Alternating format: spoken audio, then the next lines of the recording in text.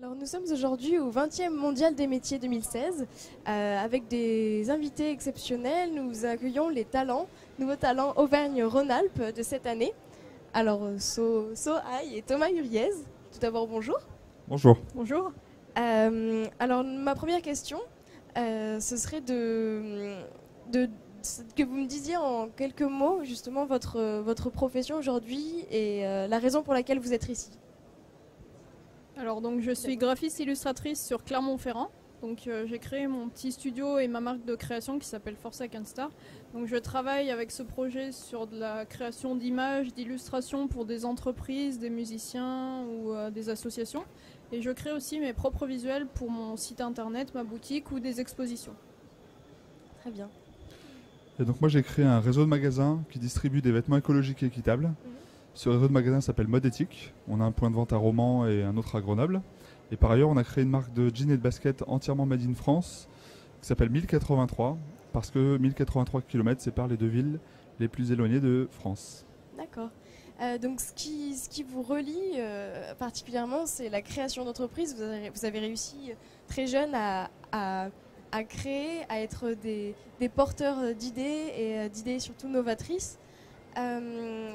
J'aimerais avoir votre regard sur votre présence, sur l'importance de votre présence de jeunes créateurs comme vous dans des événements comme le Mondial des métiers, par exemple. Donc, après vous. Alors moi ça me permet un peu de témoigner parce que j'ai un parcours scolaire pas forcément classique, j'ai pas fait d'études. Donc ça permet peut-être de montrer aux gens qu'on peut créer son entreprise ou être porteur de projet sans forcément avoir fait d'études pour ça. Donc je pense que c'est plus en ça que mon profil est intéressant pour le mondial. Et ça permet aussi de représenter un peu le côté Auvergne de la région après. Oui, c'est important peut-être de pouvoir montrer aux jeunes, de pouvoir les conseiller, et de montrer qu'il est possible d'arriver à faire ce que l'on aime. Et même très jeune au final, quoi. Voilà, même sans forcément avoir fait d'études impressionnantes. C'est ça. Après, je travaille aussi avec un statut un peu spécial parce que je suis pas entrepreneur, auto-entrepreneur ou j'ai pas créé d'entreprise. Je suis entrepreneur salarié.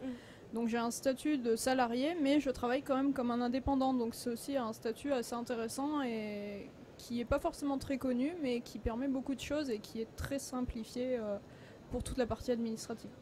D'accord. Est-ce que vous pourriez du coup nous dire juste en quelques mots qu'est-ce que représente ce statut ? Alors donc en fait j'ai un statut de salarié, donc je travaille via une coopérative d'activité. Donc c'est eux qui hébergent mon activité. Tous mes devis sont au nom de la coopérative qui héberge ce projet. Donc eux ils se chargent de toute la partie administrative, tout ce qui est facture, fiche de paye. Donc tous les mois je reçois une paye comme un salarié classique.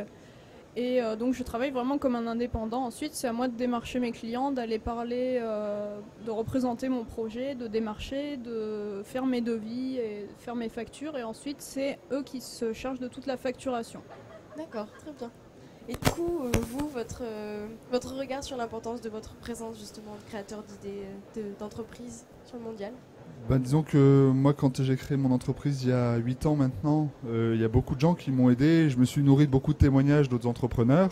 Et du coup, et je me nourris encore d'autres entrepreneurs et d'autres clients. Enfin, je me nourris de plein de choses. En fait, quand on est entrepreneur, on a les yeux ouverts et les oreilles ouvertes 24 heures sur 24. Et du coup, c'est tout naturellement que je participe pour témoigner à mon tour et donner des conseils peut-être, et puis continuer d'avoir les yeux et les oreilles ouvertes pour continuer d'apprendre. Et quelle serait pour vous la prochaine étape à accomplir en tant qu'entrepreneur ou en tant que jeune professionnel ? Quelle serait votre prochaine étape, votre prochain objectif ? Mon ambition serait de travailler un petit peu plus à l'international. Donc je commence à avoir des ouvertures et c'est quelque chose qui m'intéresse beaucoup. Donc c'est vraiment cette idée-là d'ouvrir le projet, sortir un peu des frontières. D'accord. Nous, on est sur le lancement de 2083, notre marque de jeans. C'est très bien passé il y a 2 ans. Et donc là, on est en train de développer la marque avec des ventes qui explosent. Et pour suivre cette explosion des ventes, il faut faire augmenter la production. Donc nos enjeux du moment, c'est de créer un nouvel atelier de confection de jeans à Romans, en plus de l'atelier avec lequel on travaille à Marseille. Très bien, merci beaucoup. On espère que vous allez inspirer beaucoup de jeunes qui souhaitent entreprendre aussi, qui souhaitent créer des nouvelles idées. Donc merci beaucoup pour votre témoignage. Merci à vous. Merci à vous.